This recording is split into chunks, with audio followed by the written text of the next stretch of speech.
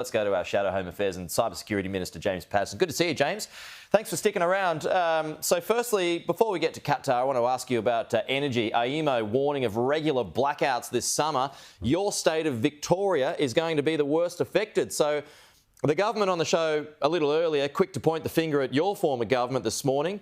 Is this as a result of climate inaction?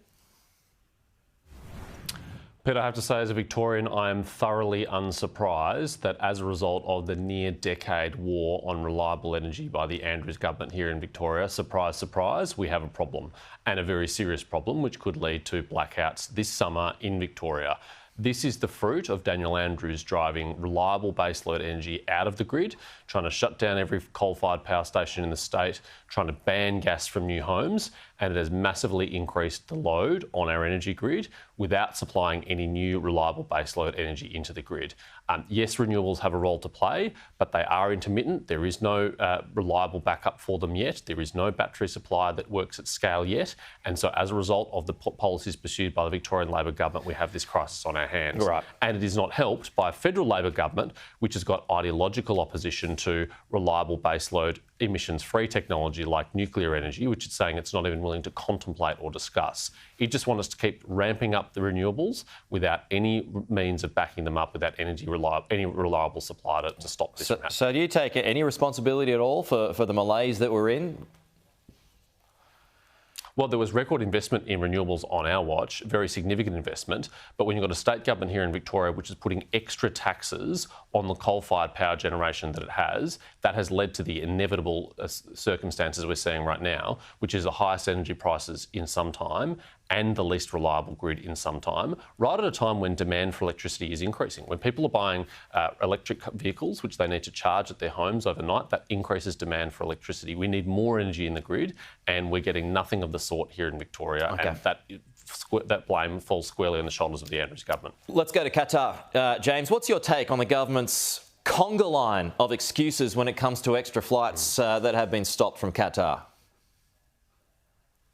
Pete, I always think it's revealing when someone has multiple explanations for an issue. They can't all be the same reason for why they made the decision that they did. And it's been very shifty and very unconvincing when they've provided so many different answers as to why they made this decision. But the highlight for me had to be the most hapless minister in the Albanese government, Stephen Jones, this week, saying that the reason why they had to block Qatar was to protect Qantas from competition so that Qantas could charge higher prices to its customers so that it could make more profits. I mean, if that is true, that is a stunning admission from an allegedly progressive social democratic government. He was on, just to pull you up there, company for protection. He was on the program earlier. He says that's a fair enough statement that Qantas needs to be, a healthy company. The national carrier needs to be a healthy company, and he feels like his comments have been overblown. Pete, they're charging record high prices to customers. They made $2.5 billion of profit. They are paying their CEO, Alan Joyce, tens of millions of dollars in bonuses. I don't think there's any danger of Qantas falling over tomorrow, and I don't think it justifies protection from competition, which would deliver lower prices for consumers. This whole thing stinks. I think we need to know what is the quid pro quo here. What has Qantas given the government, given the Labor Party, in return for this extraordinary protection from competition that it's received? Was it their support for the Yes campaign?